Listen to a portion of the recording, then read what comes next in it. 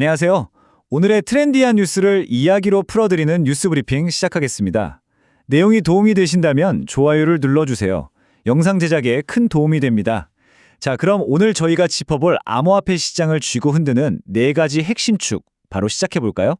오늘 다룰 내용들입니다. 첫째로 워싱턴에서 준비 중인 새로운 법안부터, 둘째, 비트코인 고래 중의 고래인 거대 기업의 수상한 움직임, 셋째, 양자 컴퓨팅이 가져올 미래의 위협, 그리고 마지막으로 단기적인 대폭락에 대한 전문가의 경고까지 굵직한 이슈 4가지를 핵심만 쏙쏙 뽑아서 전해드리겠습니다. 자, 첫 번째 파트입니다. 워싱턴에서 불어오는 새로운 바람, 바로 클래리티 법안이죠. 과거로 한번 돌아볼까요? 우리가 아는 암호화폐 시장의 상승장은 보통 비트코인 반감기나 월스트리트의 현물 ETF 승인 같은 이슈들이 이끌어왔잖아요. 그런데요, 이제 진짜 거대한 자금의 물꼬를 틀 새로운 진원지는 바로 미국 워싱턴 국회의사당이 될지도 모르겠습니다. 지금 백악관이 다가오는 7월 4일 이전에 이른바 CLRIT 법안을 어떻게든 진전시키려고 쟁걸음을 하고 있거든요. 이게 왜 중요하냐? 그동안 밖에서 눈치만 보던 어마어마한 규모의 기관 자금들이 본격적으로 들어오기 위한 첩단추가 드디어 끼워지고 있다는 뜻이기 때문입니다. 사실 그동안 암호화폐 업계 관계자들을 만나보면 가장 많이 답답해하던 게 바로 이겁니다.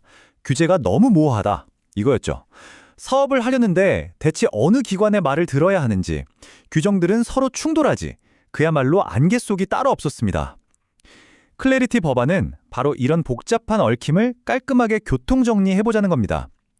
여기서 우리가 어떤 정치적인 입장을 지지하자는 게 아니에요. 시장이 그토록 바랐던 명확한 규칙이 마침내 제도권 내에서 세워지고 있다는 그 거대한 구조적 변화 자체를 객관적으로 주목해야 한다는 거죠.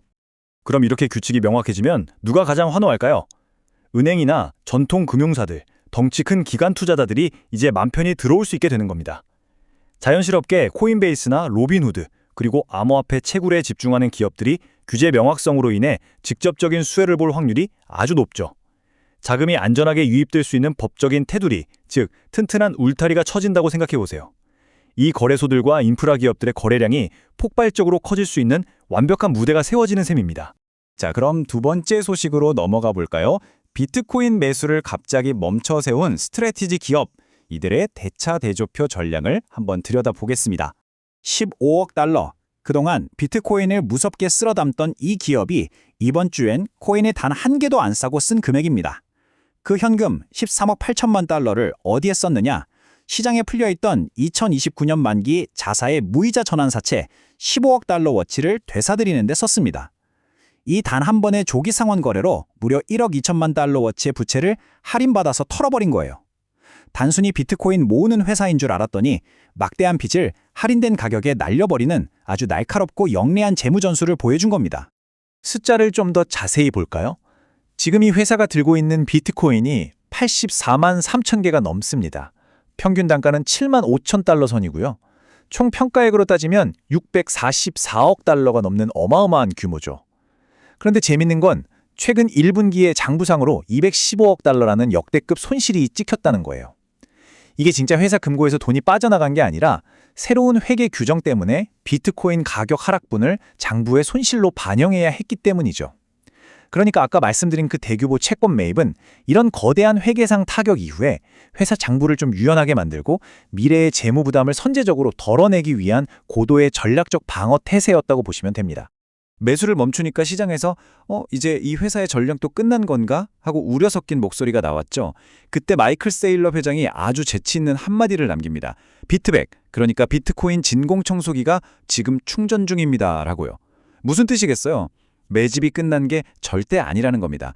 다음번에 대규모 축적을 위해서 잠시 플러그를 꽂아놓고 숨고르기를 하며 에너지를 모으는 중이다. 이렇게 아주 의도적이고 계산된 메시지를 명확하게 던진 겁니다. 세 번째 주제입니다. 조금 장기적인 관점에서 네트워크의 근간을 흔들 수 있는 기술적 취약성, 바로 양자 컴퓨팅의 위협에 대해 이야기해보죠. 1200.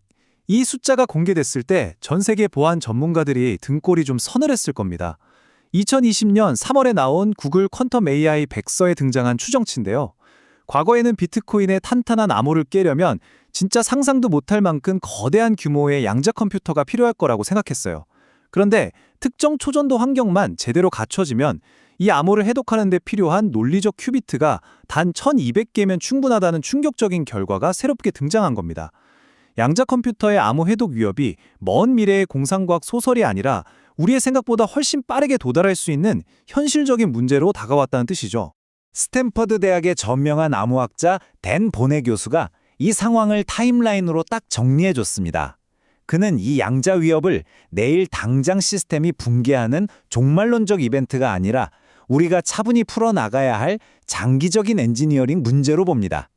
물론 2035년 이전에 기존 암호를 해독해버릴 수 있는 양자 컴퓨터가 진짜 등장할 가능성은 분명히 존재합니다.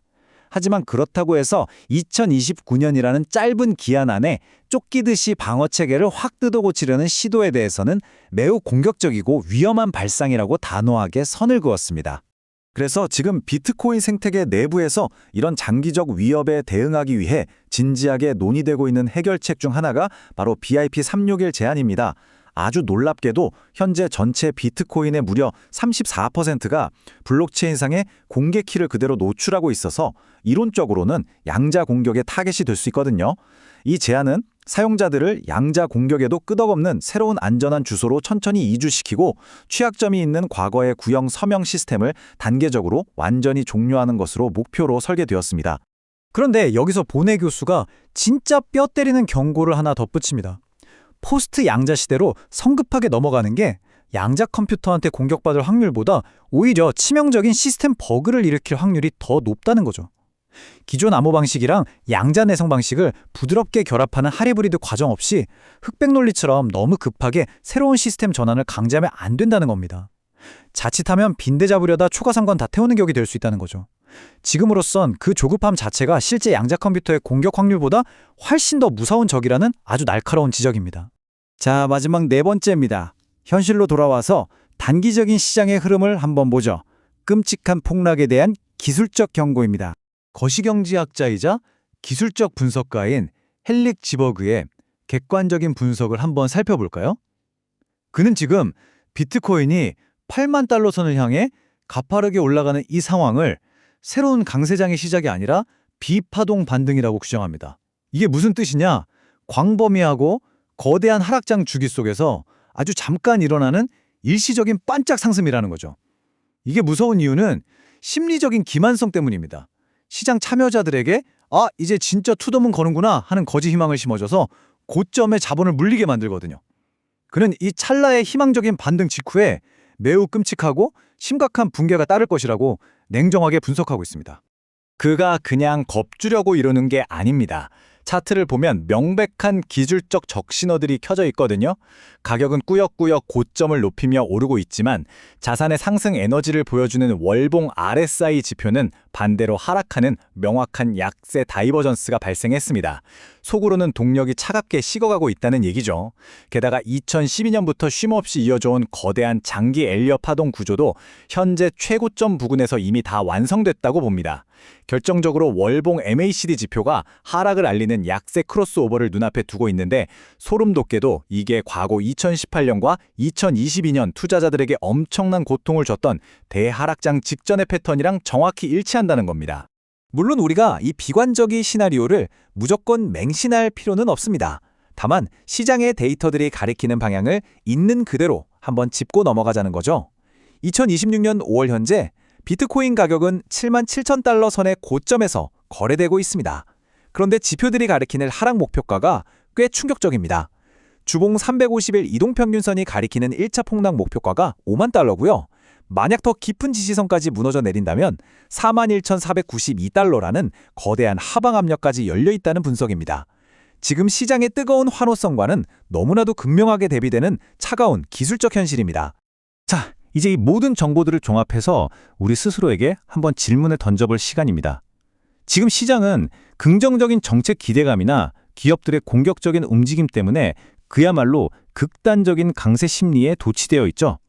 하지만 방금 보신 것처럼 차트가 경고하는 냉혹한 기술적 현실 사이의 괴리는 그 어느 때보다 큽니다. 과연 시장은, 그리고 우리 투자자들은 이 기만적일지도 모르는 비파동 이후에 찾아올 거대한 폭락에 충분히 대비가 되어 있을까요? 이 도발적이면서도 필수적인 질문이 여러분의 전략과 포트폴리오를 한 번 더 차분하게 점검하는 중요한 계기가 되기를 바랍니다. 제도권을 향한 워싱턴의 규제 움직임, 거대 기업의 영리한 재무 전술, 피할 수 없는 양자 기술의 장기적 위협, 그리고 기술적인 지표가 보내는 단기적인 폭락 경고까지.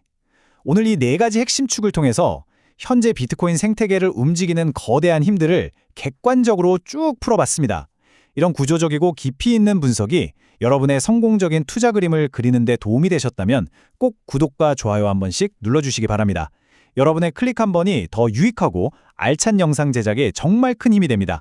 오늘도 끝까지 함께해 주셔서 감사합니다.